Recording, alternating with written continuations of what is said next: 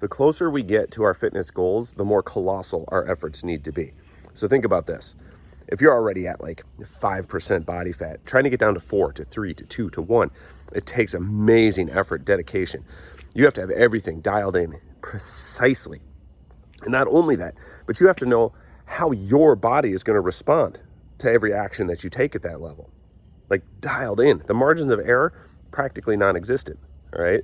If you're already super freakishly strong and you've been training at that for a long time, to get stronger, man, it takes colossal efforts specific to your needs, addressing your particular weaknesses and using the tactics that are the most effective for your body.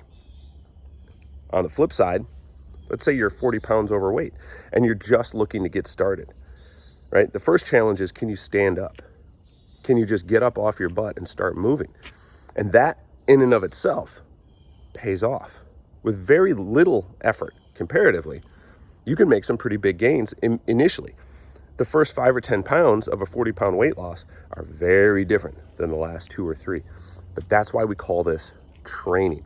We are training for that fight. We are training so that when we get to that point, when it gets tough, that we have something, we can keep going. We know where that limit is.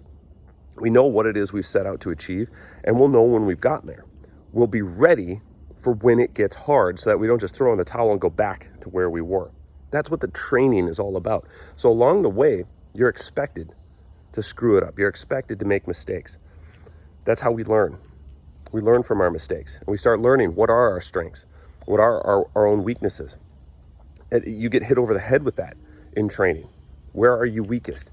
Can you address that? Can you make that stronger? How do you respond to this stimulus or that stimulus? So that when it gets to the point where there is no margin of error, you kind of know what you need to do. Just train hard and be ready, because the real fight is yet to come.